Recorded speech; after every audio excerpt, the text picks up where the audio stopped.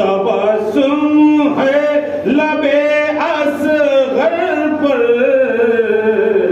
اس تبسم کا یہ مطلب ہے کہ ہم جیت گئے۔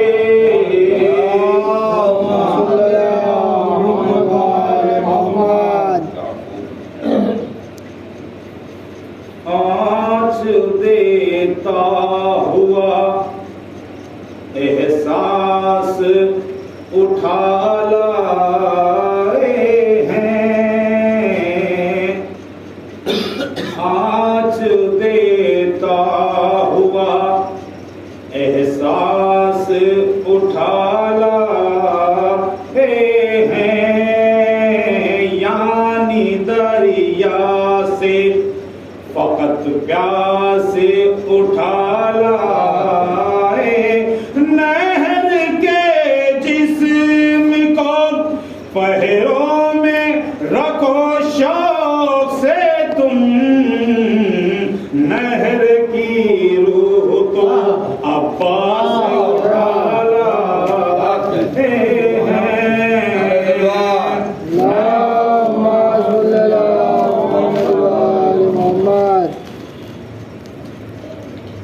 عابد کے چچا جیسا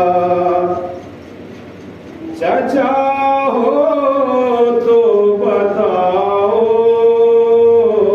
عابد کے چچا جیسا چچا ہو تو بتاؤ، ہم نے تو نہیں، تم نے سنا ہو تو بتاؤ، جس دن سے کیا نہر پہ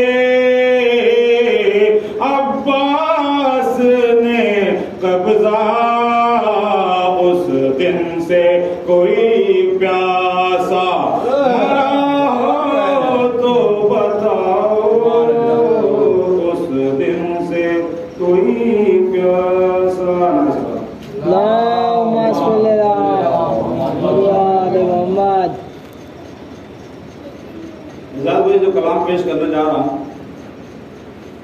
میں پونا میں اس کو 10 سال پڑھا، میں نے ایک ہی وقت ایک ہی جگہ، تو وہاں مجمع جو ہے اس ٹائم ابھی آپ گاؤں میں کم سے کم 3000 لوگ ہوں گے مار۔ میں وہاں سے جگہ سے اٹھتا ہوں میں ایک بیٹھنے کے لیے، تو میرے بیٹھنے سے پہلے لوگ رونا شروع کر دیتے ہیں، تو ان کو پتا ہے کہ میں کیا پڑھنا ہے، اور اس مجلس کا نام ہے اذان علی اکبر، اور وہ فجر کے فوراً بعد ہوتی ہے اندھیرے۔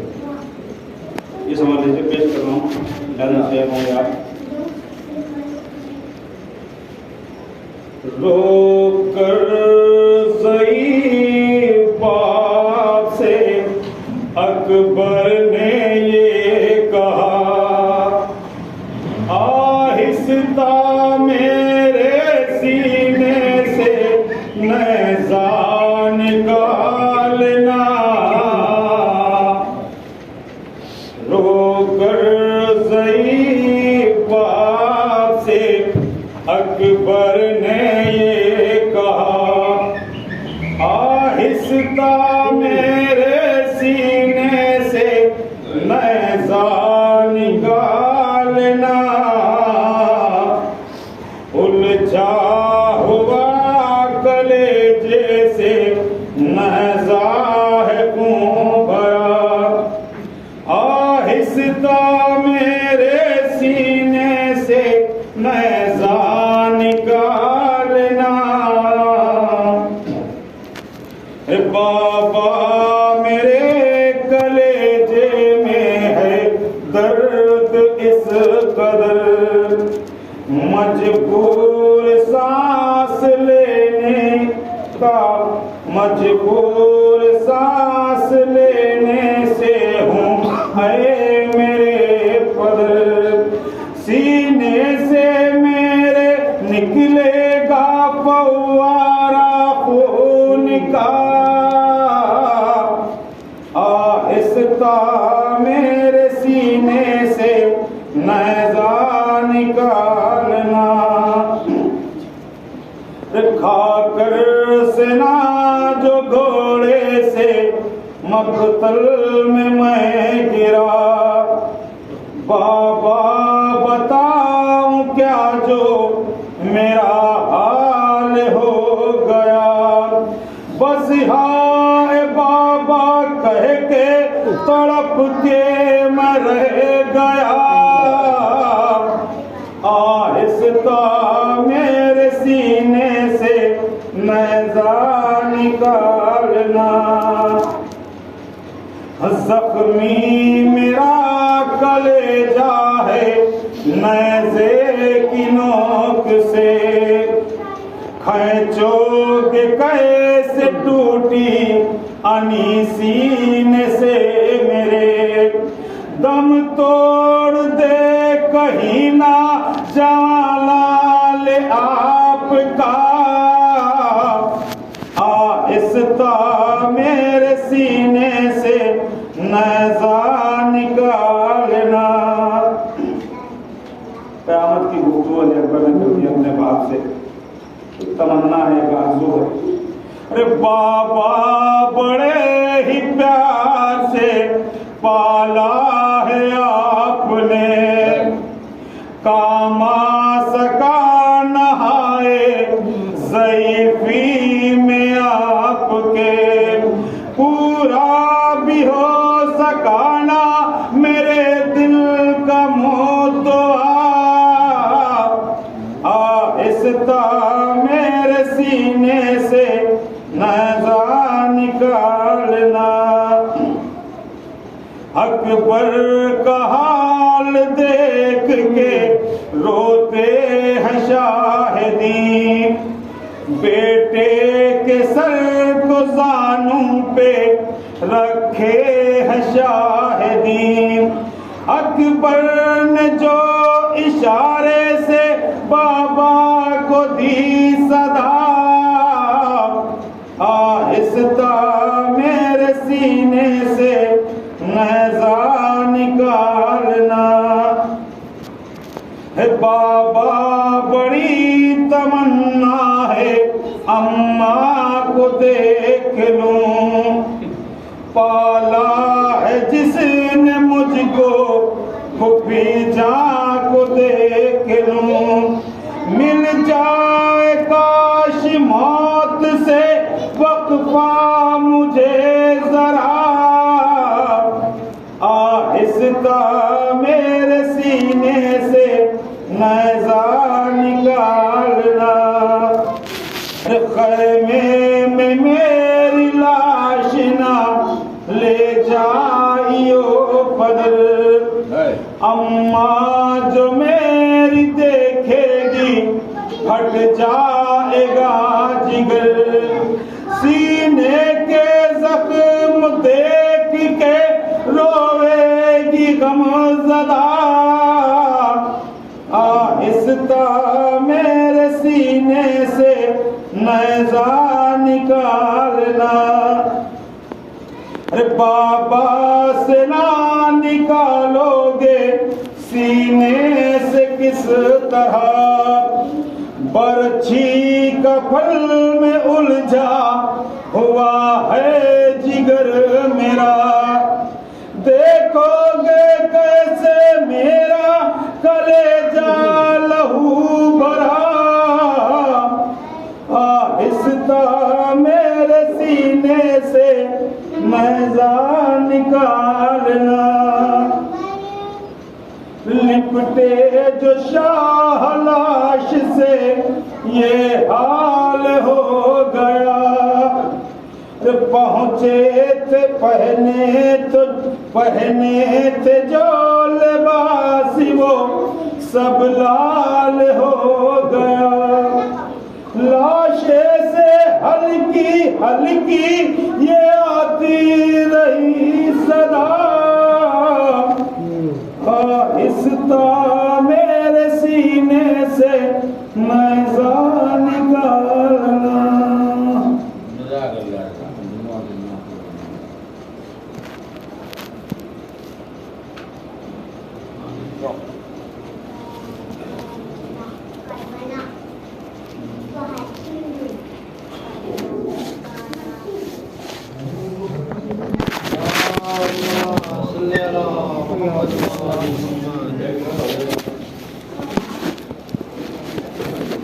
اسے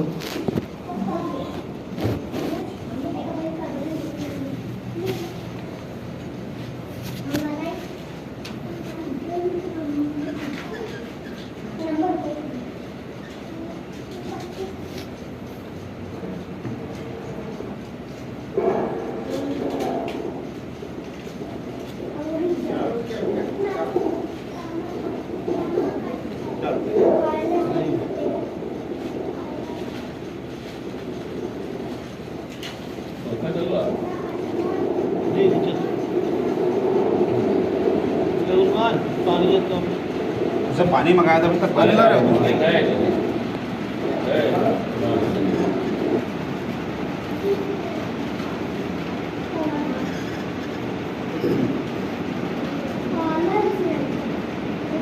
لا حول ولا قوة إلا بالله العلي العظيم. أعوذ بالله من الشيطان اللعين الرجيم. بسم الله الرحمن الرحيم. الحمد لله الذي لا يبلغ مدحه العاقلون ولا يحصي نعمه العابدون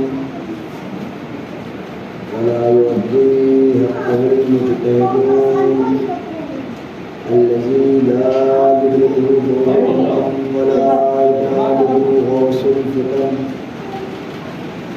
الذي ليس لصفته حد معدود ولا نعت معدود ولا وقت معدود ولا عدد ممدود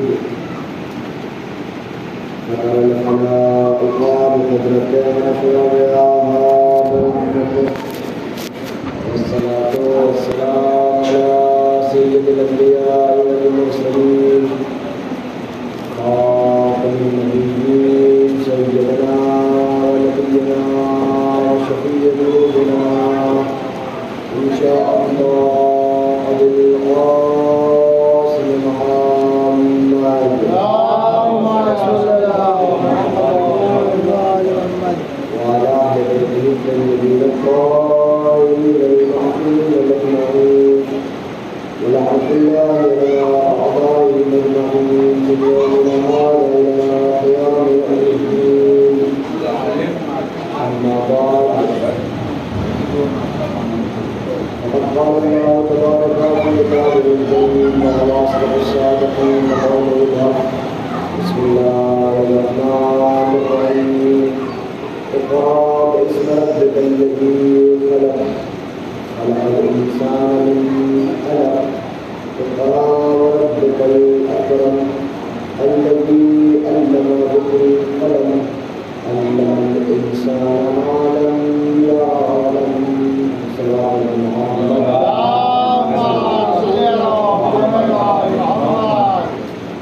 اس سے بہتر تو بات ہے محمد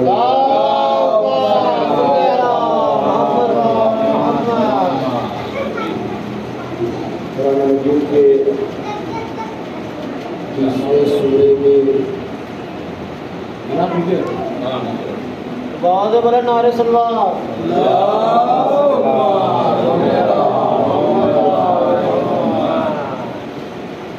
30ویں پارے کے سورہ علق کی ابتدائی 5 آیاتوں کی تلاوت کا شرف حاصل کیا ہے. یہ وہ ابتدائی 5 آیات ہیں جس کے ذکر سے پروردگار عالم نے اپنے نبی پر نزول قرآن کی شروعات کی ہے. اگر یہ آج 30ویں پارے میں موجود ہے لیکن نزول کے حساب سے سب سے پہلا قرآن کا یہی حصہ ہے جو پروردگار عالم نے نازل کیا ہے.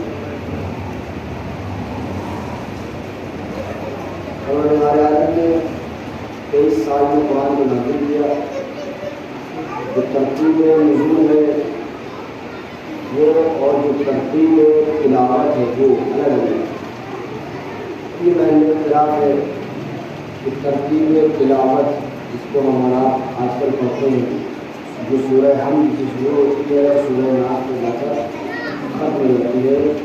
یہ ترتیب تلاوت یہی ہے جو رسول اسلام چاہتے تھے، یا یہ ترتیب تلاوت رسول اسلام والی نہیں ہے، بلکہ جنہوں نے قرآن جمع کیا ہے ان کی اپنی دینی ترتیب ہے؟ یہ میں نے اختلاف اگر کری جانا چاہ رہا ہے اس بارے میں آگے ہوئی تو اس کو بیان کیا جائے گا۔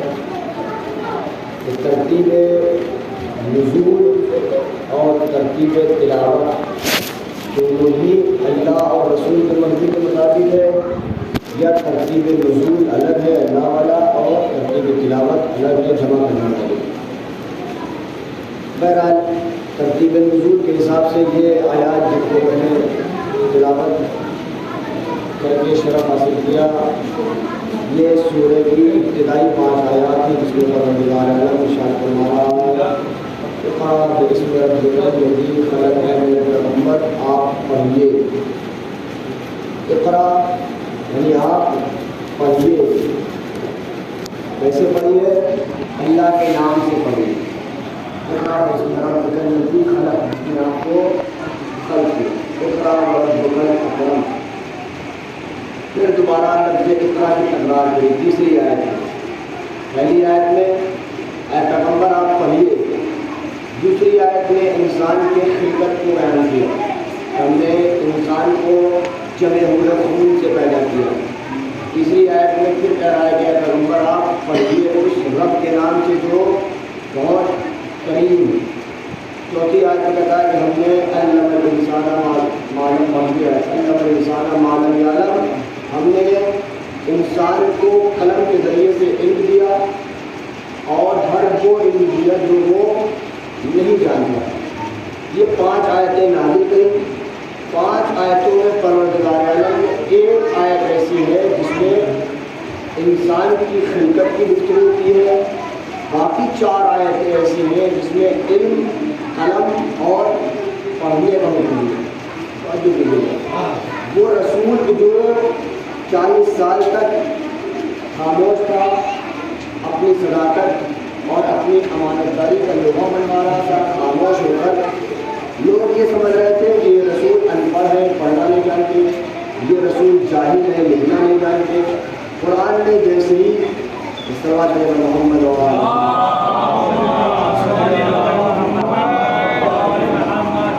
اس سے بہتر صلوات محمد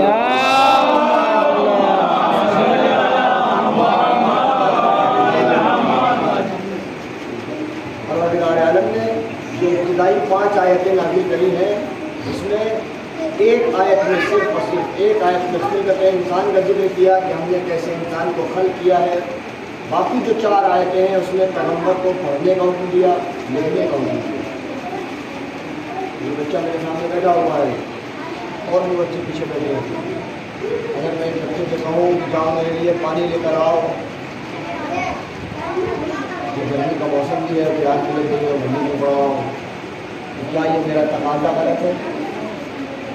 میں بچے سے پانی کا مطالبہ کر لوں کہ یہ تقاضا غلط ہے کہ صحیح ہے؟ کوئی مجھے اس پر ٹوکے لینے کہ مولانا آپ نے تقاضا کیوں کر لیا؟ لیکن اگر میں انہیں بچوں سے کہوں کہ بچوں ہوا میں ہو جاؤ، تو میرا یہ تقاضا بچوں سے صحیح ہے کہ غلط ہے؟ یہ تقاضا میرا بچوں سے غلط ہو جائے گا۔ کیوں؟ اس لیے کہ بچوں کی طاقت اور توانائی میں نہیں ہے کہ وہ ہو سکیں۔ بچوں کی توانائی میں یہ تو تھا کہ وہ میرے لیے پانی لے آئے، لہٰذا وہ تقاضا میرا ان سے صحیح ہے۔ لیکن اگر میں ان سے بار بار کہوں ہوا میں ہو جاؤ، ہوا میں ہو جاؤ، تو آپ سب میرے سوال سب کو سوال ہو جائیں گے کہ مولانا ایسی بات کیوں کر رہے ہیں؟ کیوں؟ اس لیے کہ ان کی توانائی سے باہر ہے، ان کو اڑنا نہیں آتا، تو ان کو اڑنے کا حکم کیوں دے رہے ہیں؟ قرآن مجید نے پیغمبر کی حیات میں کہ ابتدائی 5 آیتوں میں 4 مرتبہ علم کا تذکرہ کر کے بتا دیا، پیغمبر پڑھو، پیغمبر پڑھو، پیغمبر لکھو، علم حاصل کرو، علم ہم نے تم کو وہ سب کچھ دے دیا جو ہم نے انسانوں کو نہیں دیا تھا۔ یہ کہہ کر بتا دیا کہ اگر یہ پڑھنا لکھنا نہیں جانتے تھے تو بار بار تقاضا کیوں کیا جا رہا ہے؟ اگر یہ پڑھنا اور لکھنا نہیں جانتے تھے تو اللہ کہہ کیوں رہا ہے کہ پڑھو، اقرا پڑھو باسم ربک الذی خلق، اس اللہ کے نام سے جس نے تم کو خلق کیا، خلق الانسان من علق۔ ایک آیت کا مفہوم الگ ہے کہ ہم نے انسان کو जमे हुए खून से पैदा किया। इक़रा व रब्बुकल अकरम, फिर से वही ज़बान है, पैगम्बर पढ़ो अपने रब के नाम से जो करीम है। अगर पैगंबर पढ़ना लिखना नहीं जानते थे तो परवरदिगार आलम का बार बार पढ़ना और लिखना कहना ये अबस है। या तो कहो कि परवरदिगार आलम बेहुदा गुफ्तगू कर रहा है, या मानो कि पैगंबर पढ़ना लिखना जानते थे, इसीलिए कहा जा रहा है इब्तिदाई आयात में पैगंबर पढ़ कर बता दो कि मैं उम्मी बना कर भेजा जरूर गया हूँ लेकिन जाहिल नहीं हूँ। इस सलात पढ़े मोहम्मद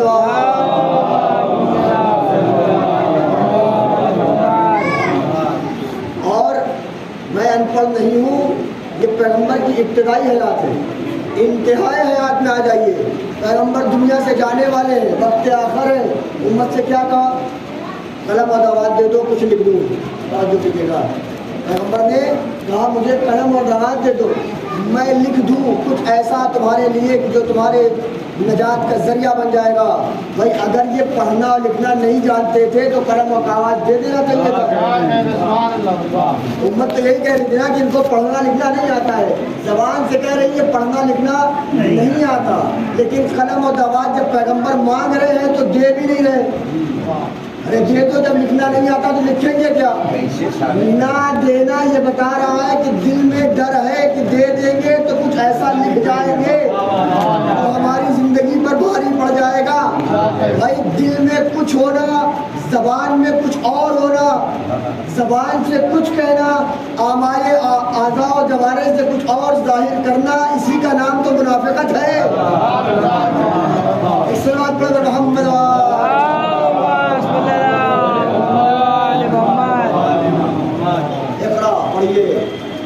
उस रब के नाम से जिसने आपको खल किया, खलकल इंसान, फिर आपको खल, फिर आपकी तखलीक में आ रही है, खलकल इंसान मिन अलक। उस अल्लाह के नाम से जिसने इंसानों को जमे हुए लोथड़े से, जमे हुए खून से पैदा किया। ये मैंने बयान किया कैसे तदरीजन मराहिल है इंसान की दुनिया में आने की। ये इंसान जो एक जमे हुए लोथड़े से पैदा हुआ, कुरान ने कहा वल्लाह यखरुजुकुम मिन बुतूनि उम्महातिकुम ला तालमून शैआ, जब हमने तुमको तुम्हारी माँ के शिकम से बाहर निकाला तो तुम कुछ नहीं जानते। ला तालमून शैआ की मंजिल पे जाहिल पैदा हुए थे, ताकत के हिसाब से इतने कमज़ोर पैदा हुए थे कि खुद सूखे से गीले में और गीले से सूखे में नहीं जा सकते। अगर माँ अपना खून जिगर ना पिलाए तो भूख से मर गए होते।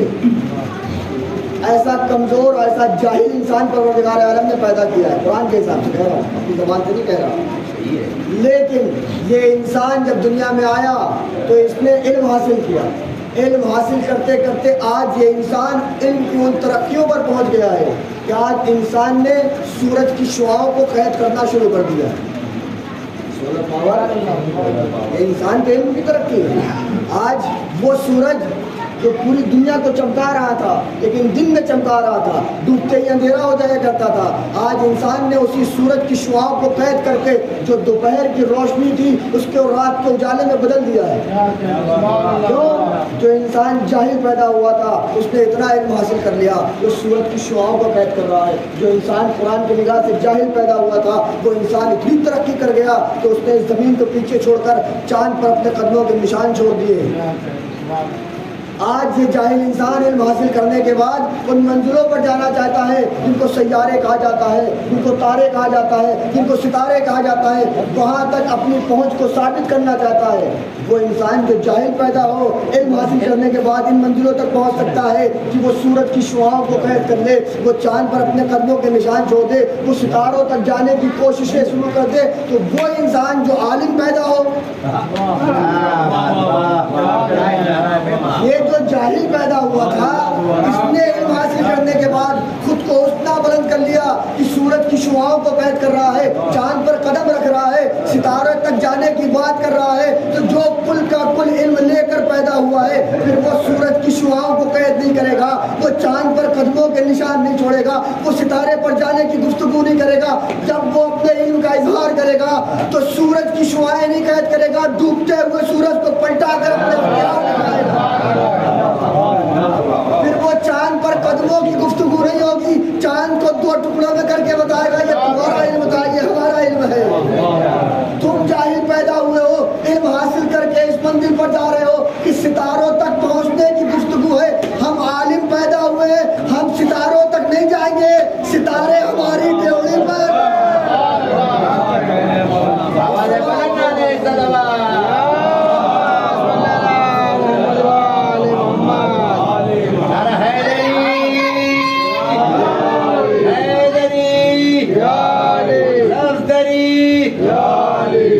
بلند نعرہ صلوات.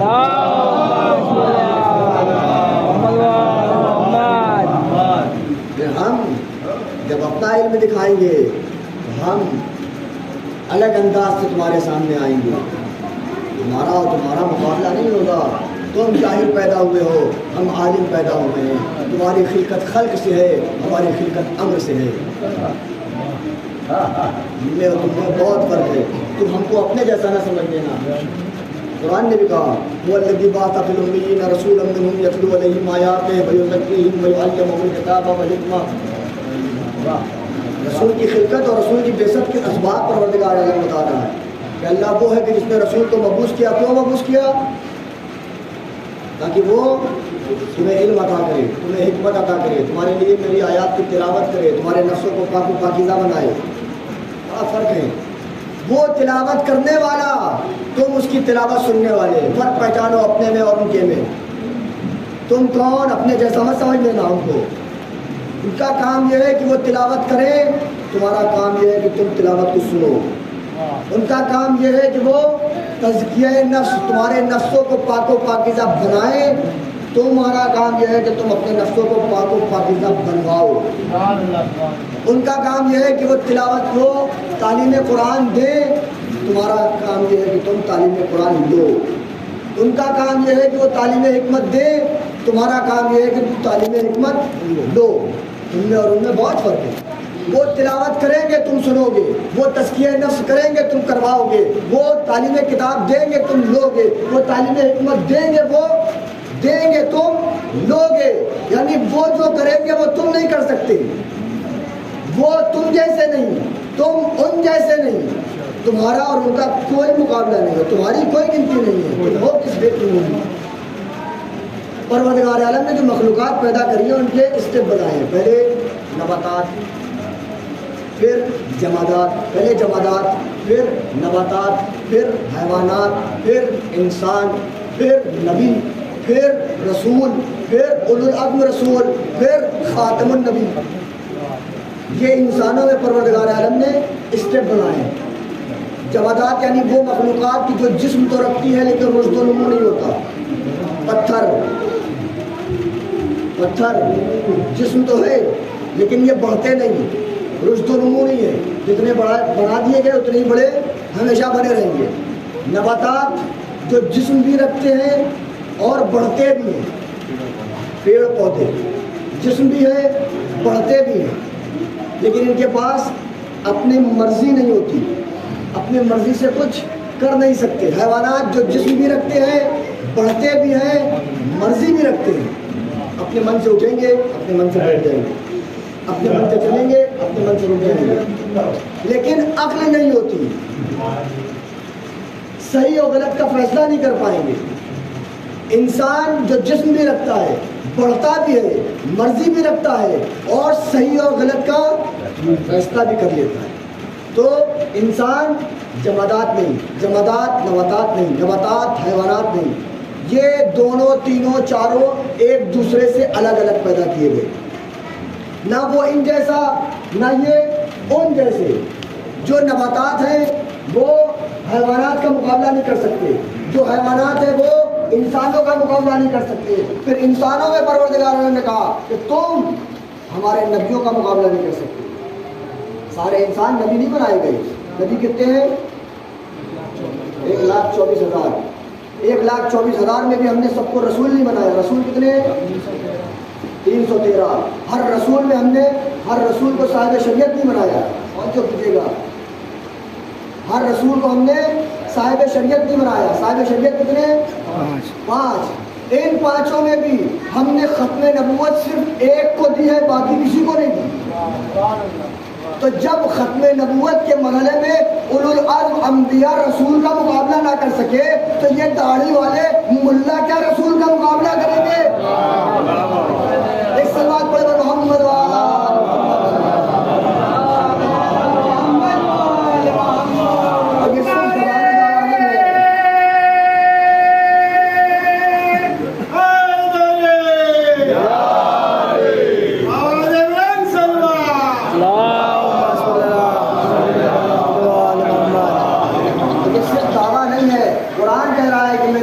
کوئی مثال نہیں ہے اس دنیا میں، میرے نبی کا کوئی مقابلہ نہیں کر سکتا اس دنیا میں. ہاں اولو العزم انبیاء ان سے افضل کوئی نہیں ہے. یہ بیان کیا سب سے نیچے جمادات، اس کے اوپر نباتات، اس کے اوپر حیوانات، اس کے اوپر انسان، اس کے اوپر نبی، اس کے اوپر رسول، اس کے اوپر اولو العزم. یہ سب سے اوپر کا مرحلہ ہے. 5 اولو العزم ہیں. 5 اولو العزم میں بھی 4 وہ ہیں کہ جو نبی کا مقابلہ نہیں کر سکتے. نہ نوح، نہ ابراہیم، نہ موسیٰ، نہ عیسیٰ، یہ چاروں بھی جو ہمارے حساب سے سب سے اوپر کی منزل پہ خلق کیے گئے ہیں، لیکن اگر نبی کے مقابلے میں کھڑا کیا جائے تو نیچے نظر آتا ہے. قرآن کہہ رہا ہے کہ میرے ابراہیم نے کہا رب ارنی کیف تحیی الموت، پالنے والے مجھے دکھا کہ تم مردوں کو کیسے زندہ کرتا ہے. توجہ دیجیے گا، اے میرے پالنے والے مجھے دکھا کہ تم مردوں کو کیسے زندہ کرتا ہے. قرآن نے کہا کہ تمہیں اس چیز پر ایمان نہیں ہے. ابراہیم کیا اس بات پر ایمان نہیں رکھتے کہ میں مردوں کو زندہ کر سکتا ہوں؟ ابراہیم نے کہا قال بلا، ایمان تو ہے لیکن قلبی، لیکن دیکھنا چاہتا ہوں مردوں کو زندہ کرتا ہوا دکھا تاکہ میرا قلب مطمئن ہو جائے. کیا کہا؟ ایمان ہے لیکن اطمینان نہیں. توجہ دیجیے، ابراہیم کہہ رہے ہیں ایمان ہے کہ تو مردوں کو زندہ کر دیتا ہے، لیکن اطمینان قلب کے لیے میں دیکھنا چاہتا ہوں کہ تو ایک بار مجھے دکھا دے تو میرا دل بھی مطمئن ہو جائے. کس ذریعے سے ابراہیم کا دل مطمئن ہوگا؟ اگر ابراہیم مردوں کو زندہ ہوتے ہوئے دیکھ لے تو ابراہیم کا دل مطمئن ہو جائے گا، وہ دل جو ایمان سے بھرا ہوا ہے. صلوات پر محمد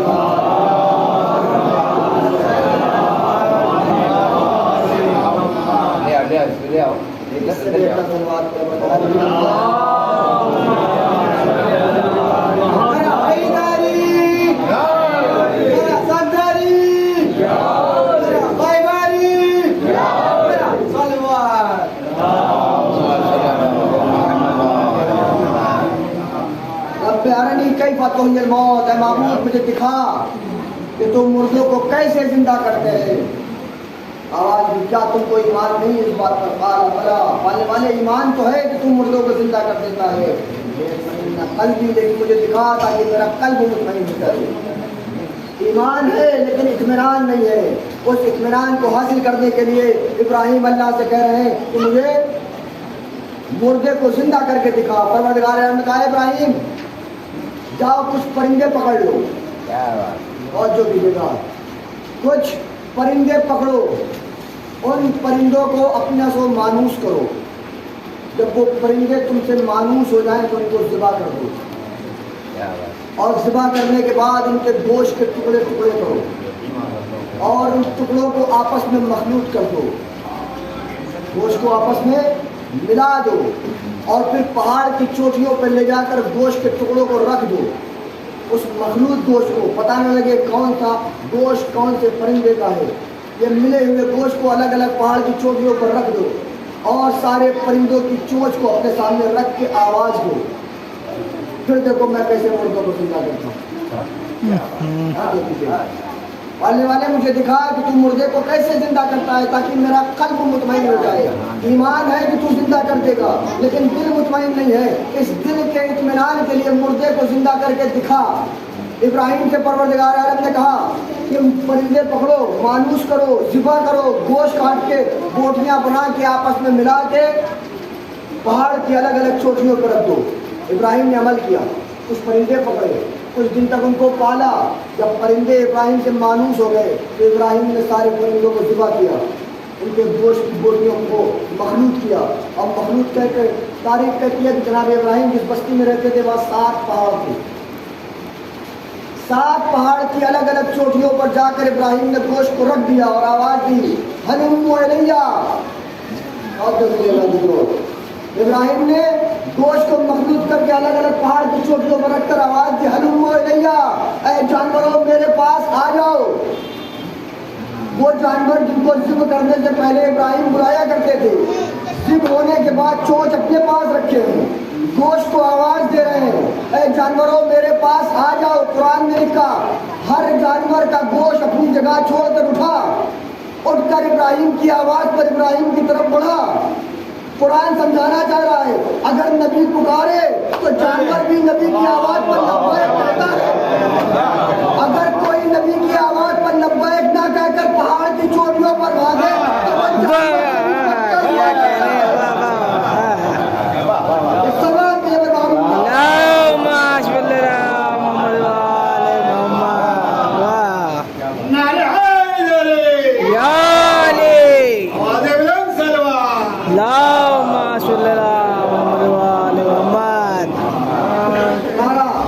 پرندے اڑے اڑ کر آئے، وہ سارا گوشت جو جس جانور کا تھا اپنی اپنی چونچ کے حساب سے اس جانور میں جا کے چپکا، اس چونچ سے چپکا، اور پروردگار عالم نے ان کو پھر سے اڑنے کا حکم دیا۔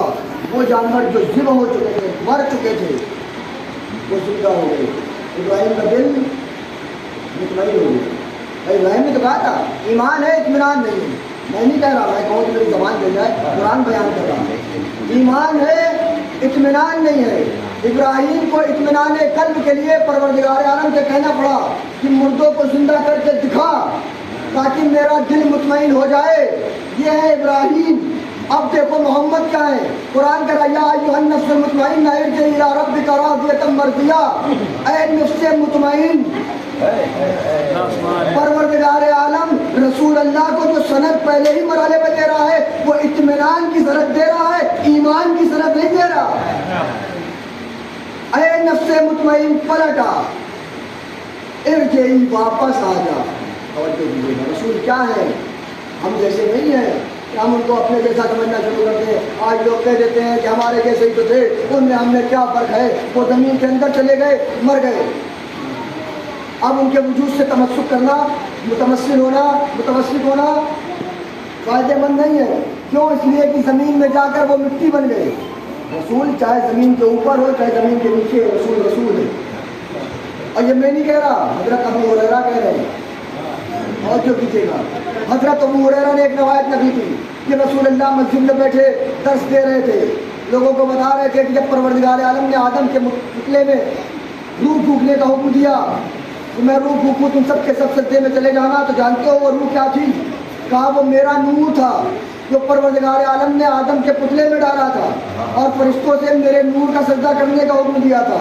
میں کہوں گا یا رسول اللہ نور کو پتلے میں ڈلوا کے سجدہ کیوں کروایا؟ کیا بات ہے! اگر نور کو ہی سجدہ کروانا تھا تو پتلے کے باہر رکھتا اور سجدہ کروا دیتا۔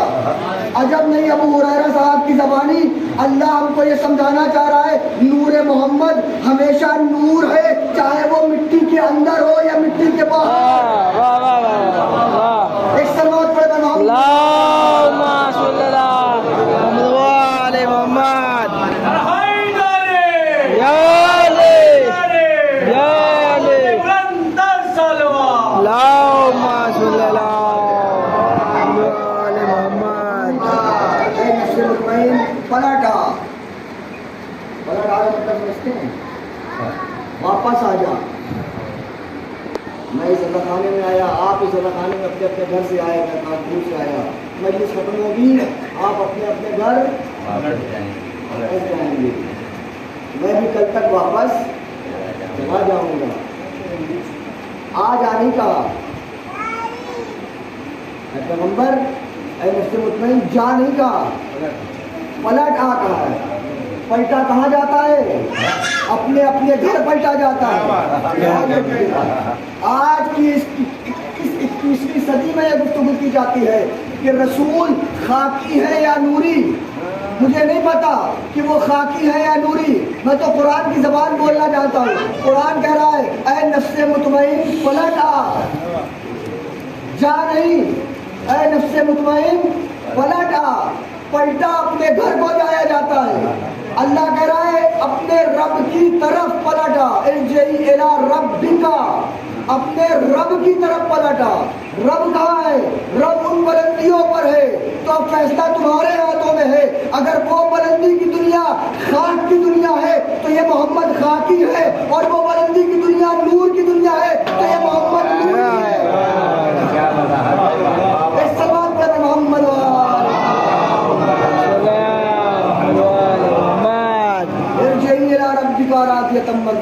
پلٹا۔ ایک مرتبہ یہ آیت رسول کے لیے ہے، لیکن جو کہ قرآن دعویٰ کر رہا ہے کہ میں صبح قیامت تک کے لیے موجودہ ہوں، میری ہر ایک آیت جو نسخ نہیں ہوئی، جس کے نسخ ہونے کی بات ہم نے نہیں کہی، وہ ہر ایک آیت صبح قیامت تک زندہ ہے۔ اس آیت کا ہر ایک حکم صبح قیامت تک زندہ ہے۔ حکم ہو رہا ہے اے نفس مطمئن پلٹا۔ پیغمبر تو پلٹ کر چلے گئے، کیا یہ آیت بھی پیغمبر کے ساتھ گئی؟ آیت قرآن میں جو کہ تو موجود ہے۔ اس کا مطلب یہ ہے کہ آج بھی کوئی نفس مطمئن ایسا موجود ہے جس سے مطالبہ ہو رہا ہے کہ پلٹا۔ اب ڈھونڈو وہ نفس مطمئن کون ہے، اگر تمہیں نہ ملے تو ہمارے عزاخانوں میں آ جاؤ، ہم دکھائیں گے ایک نفس مطمئن جو نام میں بھی محمد ہوگا، کنیت میں بھی اسی کی کنیت رکھتا ہوگا۔ ایک صلوات بھائی پر محمد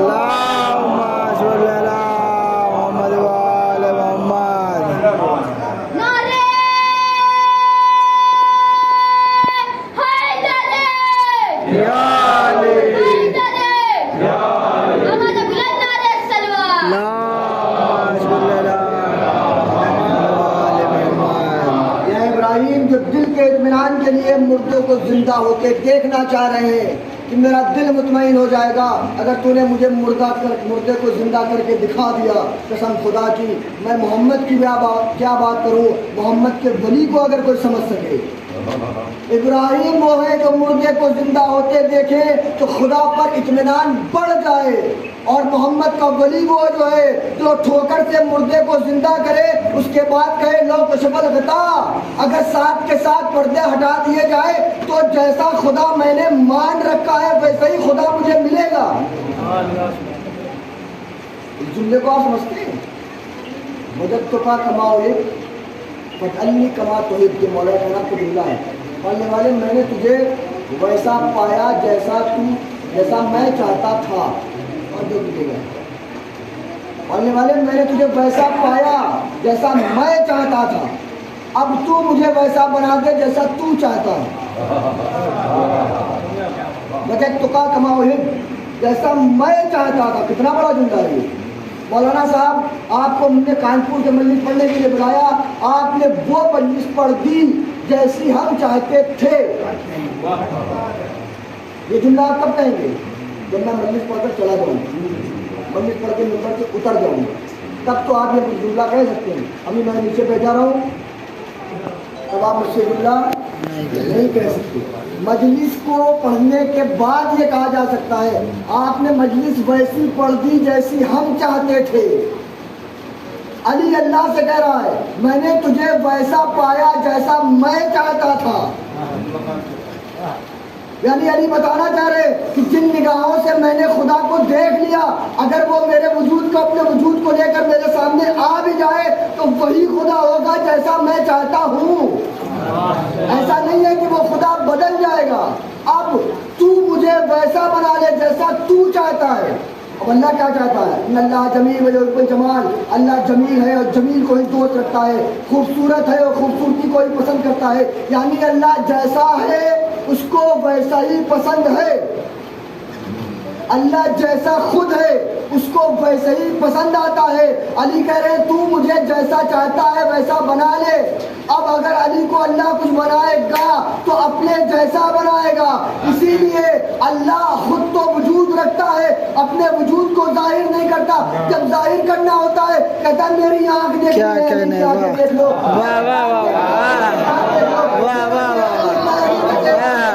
میرا جسم دیکھنا ہے، علی کے وجود کو دیکھ لو۔ کیا کہنے اللہم صلی اللہ محمد وآل محمد، جیسا چاہتا ہے ویسا مجھے بنا۔ گفتگو ہے, محمد کی تو گفتگو نہیں ہوتی. ابراہیم محمد کے مقابلے میں نہیں آ سکتے. دوسرے اولو العزم جناب موسیٰ, کیا کہا جناب موسیٰ سے پروردگار اذهب الى فرعون, موسیٰ فرعون کے دربار میں جاؤ, اس کو وحدانیت کی دعوت دو, اپنے خدا کی طرف پکارو. کیوں؟ اس لیے کہ وہ باغی ہو گیا ہے. موسیٰ نے کیا کہا؟ چلے گئے. موسیٰ اٹھ کے چلے گئے, موسیٰ گئے نہیں, ہاتھوں کو پھیلا دیا. قال رب اشرح لي صدري ويسر لي امري واحلل عقدة من لساني والے میرے سینے میں گشادگی اور عطا فرما, میری زبان کی لکنت کو ختم کر دے, مجھے حوصلہ عطا فرما. واجعلني وزیرا من اہلی, اور میرے لیے ایک خلیفہ بنا, ایک وزیر بنا. وہ وزیر کی جو میرے اہل سے ہو, جو میرے گھر سے ہو. کون؟ ہارون. وہ ہارون ہے. یہ ہارون کون ہے؟ اخی, میرا بھائی ہو. اللہ کہہ رہا ہے موسیٰ جاؤ فرعون کو جا کر میری باتیں سمجھاؤ, میری توحید سمجھاؤ. موسیٰ بجائے اس کے کہ وہ جائیں جا کر دین اور وحدانیت سمجھائیں, اللہ کی بارگاہ میں ہاتھوں کو اٹھا کر کھڑے ہو گئے. پالنے والے میرے سینے کو گشادہ کر دے, میری زبان کی لکنت دور کر دے, میرے لیے ایک وزیر بنا دے, اور وہ وزیر بھی کوئی باہر کا نہیں ہونا چاہیے, میرے گھر کا ہو. نام بھی بتا دیا ہارون ہو, رشتہ بھی بتا دیا میرا بھائی ہے. میں کہوں گا موسیٰ, جب یہ سب تم خود معین کر رہے ہو, وزیر بھی مانگ رہے ہو, رشتہ بھی معین کر رہے ہو, نام بھی بتا رہے ہو, تو وزیر بنا ہی کیوں نہیں لیتے؟ عجب نہیں موسیٰ جواب دے, ہمارا کام آپشن کو گنا تو دینا ہے, تعین کرنا نہیں ہے. بنانا کام خدائی کا ہے. جب موسیٰ جیسے اولو العزم نبی کو اپنا وزیر بنانے کا اختیار نہیں, تو تم جیسے جاہل مسلمانوں کو یہاں پر دیا رسول کا وزیر معین کر لو. معین نہیں کر سکتے. پروردگار نے کہا جاؤ, جا کر فرعون کو سمجھاؤ. موسیٰ نے دعاؤں کے لیے ہاتھ اٹھا دیا خود سے. قالا, موسیٰ نے کہا, یہ ہے موسیٰ. لیکن جب پیغمبر سے کہا جاؤ تبلیغ کرو, تو پیغمبر نے کچھ دعا نہیں کی. پروردگار نے کہا قل, اے پیغمبر کہو. اس قالا اور قل کے فرق کو سمجھتے ہیں؟ قالا یعنی خود سے دعا مانگو, قل یعنی ہمارے اوپر دعا مانگو. موسیٰ نے خود سے دعا مانگی ہے, اپنے آپ خود بخود دعا مانگنا شروع کر دی. حکم الہی نہیں ہوا تھا. لیکن پروردگار عالم نے جب پیغمبر سے کہا دین کی تبلیغ کو شروع کرو, تو پیغمبر نے دعا نہیں مانگی کہ مجھے کوئی ایسا وزیر دے دے, میرا ساتھی دے دے, میرا ناصر و مددگار دے دے. اب اللہ کہہ رہا ہے پیغمبر دین کی تبلیغ کرو, اس سے پہلے دعا مانگو. قل رب ادخلنی مدخل صدق واخرجنی مخرج صدق واجعلنی من لدنک سلطانا نصیرا. دعا بھی پروردگار خود سمجھا رہا ہے. دعا مانگنی کیا ہے, مانگنا کیسے. موسیٰ اور محمد میں فرق یہی ہے کہ موسیٰ کو تبلیغ کا حکم دیا گیا تو موسیٰ نے وزیر کے لیے دعا خود مانگی. جب محمد کو تبلیغ کا حکم دیا گیا تو محمد نے وزیر کے لیے دعا خود نہیں مانگی. پروردگار نے کہا محمد پہلے دعا مانگو پھر تبلیغ پر جانا. کیوں؟ پروردگار عالم سمجھانا چاہ رہا ہے کہ میرا محمد اتنا زیادہ دیندار ہے کہ اپنی مرضی سے دعا بھی نہیں مانگتا, تو تمہاری مرضی پر دین کیسے چھوڑ کے جا سکتا ہے؟ کیا کہنا, کیا ایک سوال پہ جب محمد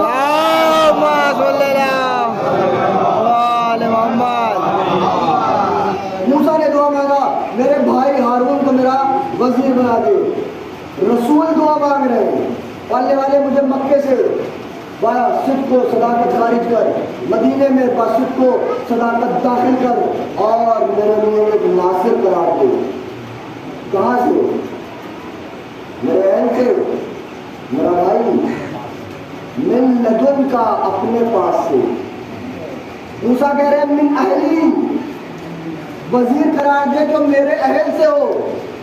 محمد کہہ رہے ہیں اللہ کی زبانی من لدن کا, میرے لیے ناصر بھیج اپنے پاس سے. میرے اہل کا نہ ہو, تیری طرف کا ہو. اب سمجھے علی کو پروردگار عالم نے خانہ کعبہ میں کیوں پیدا کیا؟ اس لیے پیدا کیا یہ سپاہی ہے اللہ کی طرف کا، جب اللہ کا سپاہی ہے تو اللہ کے گھر ہی پیدا ہوگا۔ اللہم صلی اللہ علیہ محمد۔ اور اللہ کا سپاہی ہے تو ہر چیز اللہ کی طرف سے لے کر آئے گا۔ جنگیں ہو جائے، جنگ چھڑی ہوئی ہے، سب رسول کو چھوڑ چھوڑ کر اور پہاڑ کی بلندیوں پر جا کر جنگ کا معائنہ کر رہے ہیں کہ کم مال غنیمت بٹے اور ہم پہاڑ سے واپس نہیں سوچ رہے ہیں۔ وہ معائنے کی دنیا میں تھے۔ ایک مرتبہ رسول کے ایک صحابی ابو دجانہ جو رسول اللہ کی حفاظت کر رہے تھے، اپنی تلوار سے رسول اللہ کا دفاع کر رہے تھے، لڑتے لڑتے رسول اللہ کے دفاع میں ان کی تلوار ٹوٹ گئی۔ تلوار کا ٹوٹنا تھا کہ پلٹے رسول اللہ کی طرف، یا رسول اللہ تلوار ٹوٹ گئی ہے اب کیا کرے؟ رسول اللہ نے جھک کر دیکھا، ایک کھجور کی لکڑی پڑی تھی، رسول نے کھجور کی لکڑی اٹھایا اور کہا یہ لو تلوار۔ توجہ کیجیے گا، توجہ کیجیے گا، میں مجلس کو سمجھ رہا ہوں۔ رسول اللہ دعا خود نہیں کر رہے، پروردگار عالم حکم دے رہا ہے دعا کرو۔ دعا کیا کرو وہ خود بتا رہا ہے کہ دعا یہ کرو۔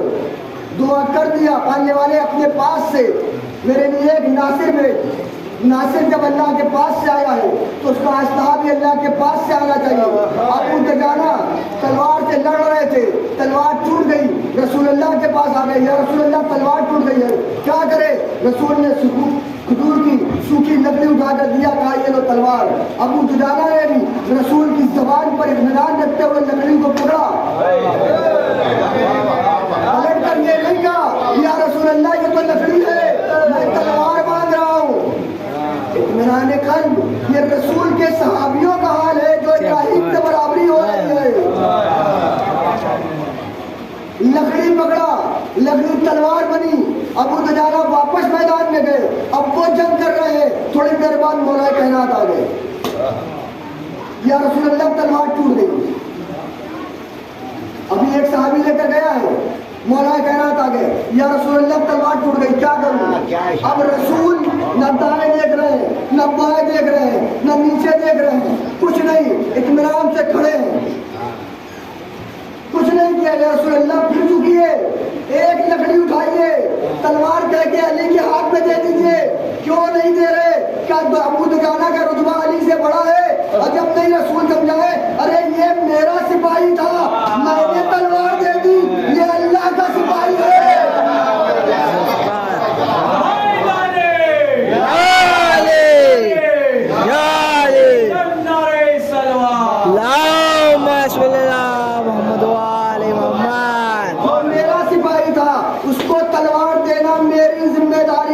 اگر میں تلوار نہ دیتا تو وہ مجھ سے شکایت کرتا، یہ میرا سپاہی نہیں ہے، من لدنکا کی منزل کا عالم ہے، یہ اللہ کی طرف سے آیا ہے، اگر اسلحہ آئے گا تو اللہ کی طرف سے آئے گا۔ اب تو رسول نے نگاہ بلند کیا، دیکھا جبرائیل چلے آ رہے، لا فتح الا علی، لا سیف الا ذوالفقار۔ ایک صلوات پڑھے اللہم صلی اللہ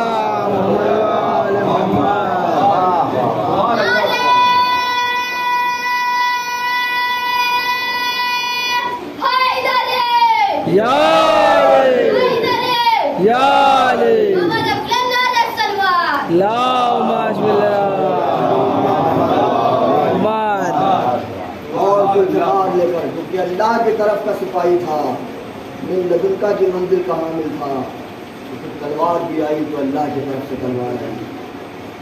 پھر اس نے اپنے وجود کو ایسا ثابت کیا کہ صبح قیامت تک نہ علی جیسا کوئی مرد نظر آیا، نہ ذوالفقار جیسی کوئی تلوار نظر آئی۔ یہ قصیدہ کہ جناب جبرائیل نے پڑھا وہ صبح قیامت تک باقی رہنے والا ہے۔ یہ تلوار عجیب خاصیت رکھتی تھی اسی لوگ، مجھے موقع ملا تو حقیقت ذوالفقار کی جو گفتگو ہوگی۔ تلوار تھی کیا؟ یہ دو منہ کی تلوار تھی، یہ مولا کائنات سے گفتگو کرتی تھی، مولا علی سے باتیں کرتی تھی، مولا علی جو حکم دیتے تھے اس پر عمل کرتی تھی، مولا ہاتھوں کو بعد میں چلاتے تھے، یہ مولا کی مرضی کو پڑھ کر پہلے چل جایا کرتی تھی۔ کربلا بھی کہتی ہے کہ جب یہ تلوار کربلا میں تھی تو کربلا جب امام حسین علیہ السلام شہید ہو گئے شام غریبہ کے मरने में जनाब ज़ैनब ने जब सब कुछ जमा कर लिया, जनाब ज़ैनब कहती है समय तो अलीन, मैंने एक चीख बीमार के रोने वाले की आवाज़ सुनी। ऐसा महसूस हो रहा था, जनाब ज़ैनब कहते हैं कि महसूस हुआ कोई चीख बीमार कर रो रहा है।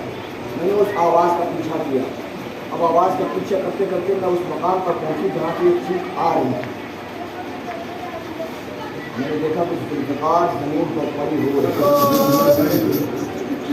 क्यों रो रही है दूसरों को? रो रही है, इलाही पालने वाले के बेटा, मैं इसलिए आई थी ज़मीन पर यक़्तुला आदा अल्लाह व रसूल, ताकि अल्लाह और रसूल के दुश्मनों को कत्ल करूँ। मैं इसलिए ज़मीन पर नहीं आई थी हमारा वाला इसलिए मोहम्मद, मैं इसलिए ज़मीन पर नहीं आई थी कि मेरे ज़रिए से मोहम्मद और आले मोहम्मद के बच्चों की कब्र को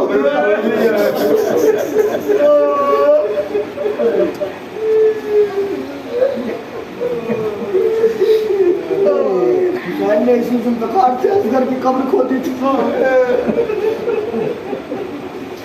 मैं असगर की कब्र खोदने के लिए नहीं आई थी महमूद, मैं तो आई थी कि रसूल और तेरे दुश्मनों को गिरफ्तार करूँगी।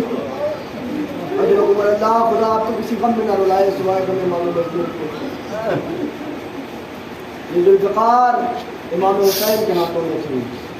अगर ये जुल्फ़िकार अब्बास के हाथों तक पहुँच जाती तो जुल्फ़िकार फिर वही जुल्फ़िकार बन जाती जो अली के हाथों में थी। मौला अब्बास के हाथ में जुल्फ़िकार नहीं पहुँची थी। और जो तलवार मौला के हाथ में थी, जिसको मौला ने हमेशा धार रख के रखा था कि करबला में मैं इसको चलाऊंगा, उसको चलाऊंगा,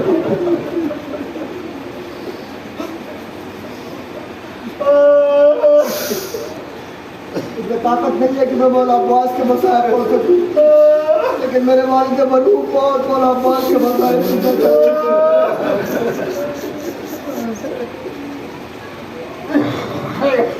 मैं शहादत नहीं पढ़ूंगा जी। तो बस एक मंजर को आपके सामने नकल करूँगा, मैं इसको तमाम करके जब मौला अब्बास पैदा हुए हैं तो अब तमन्नाएं अली जब पैदा हो गए तो क्यों तमन्ना की थी? ताकि जब मेरा बच्चा हुसैन नज़र आदा में गिर जाए तो ये मेरा बच्चा उसकी मदद करे। बचपन से पैदा होने के साथ जो हमारे कान में अज़ान इक़ामत कही जाती है, अब्बास के कान में मदद हुसैन का नारा सुनाया गया था। तुमको हुसैन की मदद करना है करबला के मैदान में, तुम्हें हुसैन की मदद करना है करबला के मैदान में। सिर्फ एक मौका 11 बरस की उम्र में जनाब अब्बास को मिला तलवार चलाने का जंग सिफ़ीन में। उसके बाद जो मौला अब्बास ने तलवार को नियाम में रखा है, तो मौला की सर पे ज़रबत मारी गई। मौला अब्बास ने तलवार निकालना चाहा, भैया हसन ने रोक दिया, भैया तुम करबला के लिए हो, बाबा तुम्हें करबला के लिए तलवार नहीं चलाते। खुद भैया हसन के जनाजे में तीर बरसाए गए, मौला अब्बास ने तलवार निकालना चाहा, भैया हुसैन ने रोक दिया, भैया तुम करबला के लिए हो, तुम्हें करबला के मैदान के लिए मांगा गया है। दरबार वलीद में हुसैन की शान में गुस्ताखी की गई। हुसैन की शान में गुस्ताखी देख कर अब्बास ने तलवार निकाला, हुसैन ने मना कर दिया, भैया तुम करबला के लिए हो। लो दीदो, हुसैन करबला के रास्ते में है, थोड़े लजामे फर्ज हुसैनी पर हाथ डाल दिया। अब्बास ने खैर में तलवार निकालना चाहा, हुसैन ने समझा दिया, भैया तुम करबला के लिए हो। अब वो मरना भी आया तो मुहर्रम को किसी ने कहा ये जमीन करबो बला कही जाती है। अब्बास के कान में करबो बला का नाम हो जा। अब्बास ने घोड़े पर बैठे बैठे उड़ाई लिया, अरे ये वो सरजमीन है जिसके लिए मैं मांगा गया था। जा तलवार निकाल के किसकी मजाल तो ख़याम हुसैनी को हाथ, अरे करबला के लिए मैं इसी तलवार के लिए मांगा गया था। अब इस तलवार को रोकने वाला कोई नहीं है। अब हुसैन में भी हिम्मत नहीं कि जाकर समझा सके। अरे समझाए तो कैसे समझाए, भैया तुम करबला के लिए हो, ये करबला की तो सरजमीन है। आवाज दी, अब्बास हुसैन जंग नहीं करना चाहते, अब्बास तलवार रख लो। जो अब्बास ने तलवार रख लिया, 2 मुहर्रम को जो तलवार ने आम में डाला है, 10 मुहर्रम को वो तलवार सकीना के कदमों में डाल दी। बेटा मैं जंग करने नहीं जा रहा, बेटा मैं तुम्हारे लिए पानी लेने जा रहा हूँ। उठा हुआ डाला लेकर अब्बास कब चल गए। आवाज दिया आखिरी सलाम कबूल हो। अब्बास दुनिया से रुखसत हो गए। मैं शहादत नहीं पढ़ सकता, मुझ में ताकत नहीं है। अब्बास शहीद हो गए, लुटा हुआ काफिला कैद हो गया। कैदी के बाद ये काफिला जब मदीने वापस पहुंचाया, बस एक रवायत मुझे मजलिस में तमाम कर दिया। जब ये काफिला मदीने वापस पहुंचा है, बशीर निदा दे रहा था हुसैन का लुटा हुआ काफिला वापस आ गया है। एक मरतबा ये आवाज मादर अब्बास उम्मुल बनीन के कानों में गई। उम्मुल बनीन घर से बाहर निकल आई। अब डरनी अली हुसैन बशीर के पास गई, मुझे बताओ हुसैन के साथ क्या हुआ। आप उम्मुल बनीन हैं ना? हाँ मैं उम्मुल बनीन हूँ। आपका बड़ा बेटा इस तरीके से मार दिया गया। अब डरनी अली हुसैन मुझे मेरे बच्चे के बारे में बताओ, मुझे हुसैन की शहादत बताओ। आपके दूसरे बेटे को ऐसे मारा, 4 बच्चे उम्मुल बनीन के करबला में शहीद हुए हैं। ऐ बीबी आपका अब्बास इस तरीके से मारा गया, हाथ काट दिए गए थे, मुंह के बल जमीन पर आ गया था। अरे मैं तुझसे हुसैन की खबर मांग रही हूँ, तू मुझे बार बार अब्बास की खबर दे रहा। मुझे अब्बास के बारे में नहीं मालूम करना, मुझे हुसैन की खबर दे दे। लो हुसैन की शहादत की खबर दे दी। उम्मुल बनीन ने बकी का रुख किया, बकी में गई, एक गोशे में बैठ के उंगली के इशारे से एक कब्र बनाया, कब्र बना के लिखा या हुसैन। खूब गिरिया गया, कब्र का निशान मिटाया, फिर कब्र बनाया या हुसैन। गिरिया गया, फिर कब्र का निशान मिटाया, फिर कब्र बनाया या हुसैन। बार बार कर रही है। एक मर्तबा महसूस होता है कि कब्रिस्तान के दूसरे कोने से कोई बीवी वापस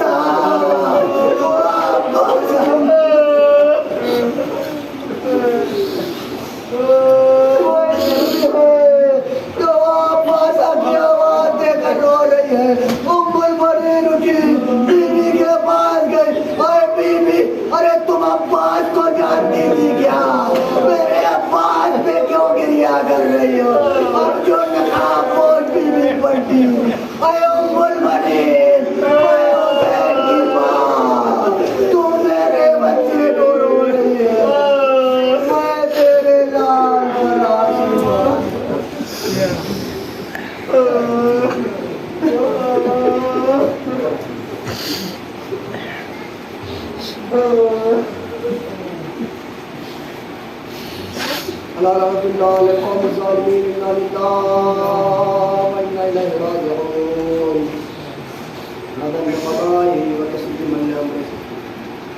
मोहम्मद वाले मोहम्मद का वास्ता हमारी इस इबादत में सफल पूरी बता दे। माबूद मोहम्मद वाले मोहम्मद का वास्ता आगे मजीद हाजात को पूरा करना। माबूद जो हमारे दरमियान से जा चुके हैं उनके दर्जात में बुलंदी है। माबूद हाजिर मजलिस के मखदूमीन को जवार इमाम हुसैन में जगह रहना। माबूद तुझे हुसैन के खून का वास्ता मुंतखब खून हुसैन के ज़हूर में ताबीर फरमा। हम सब को उनके असहाब और आवाज़ में शुमार फरमा। रब्बना तक़ब्बल मिन्ना इन्नका अंतस समीउल अलीम। एक बार सूरह हम, एक बार सूरह तौहीद की तिलावत फरमा कर पूरा मोमिन मोमिनात बिखुसूस सैयद ज़मीर क़ासिम मदनी मिन मरहूम नूर जहां क़ासिम बिन जमील अज़म मदनी की आवाज़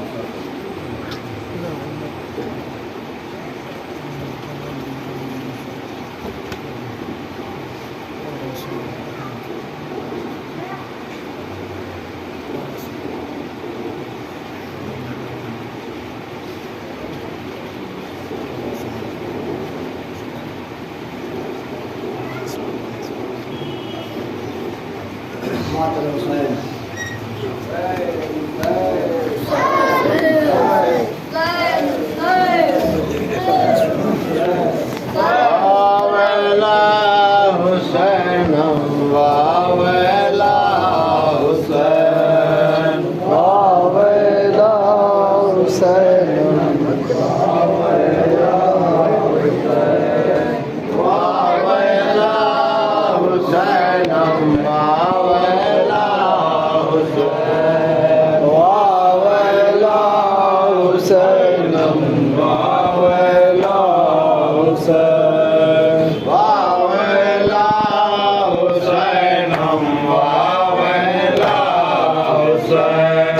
Wow.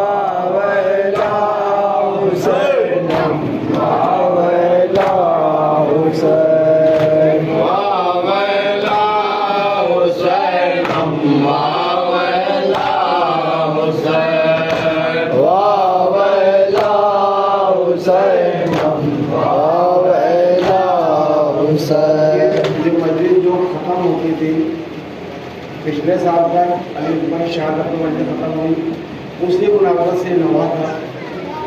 बहरहाल लेबर जवान से आप करवाएं, मस्जिद को कहीं भी खत्म हो गई, अली अकबर जवान को समाप्त करवाएं।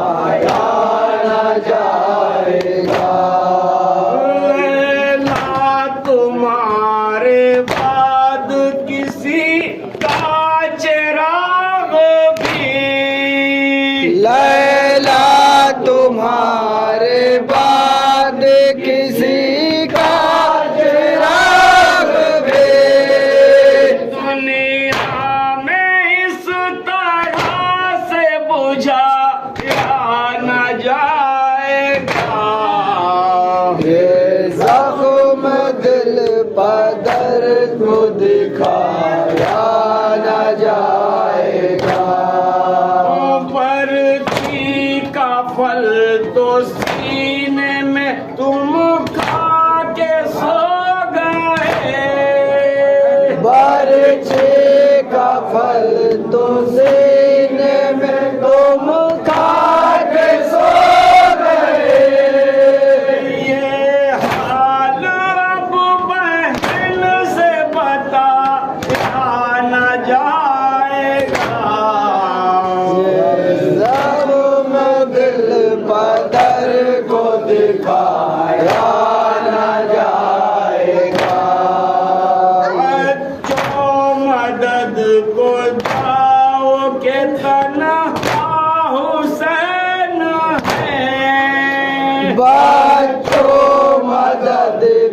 جاؤ کہ تنہا حسین ہے، لاشا پسر کا شہ سے اٹھایا نہ جائے گا،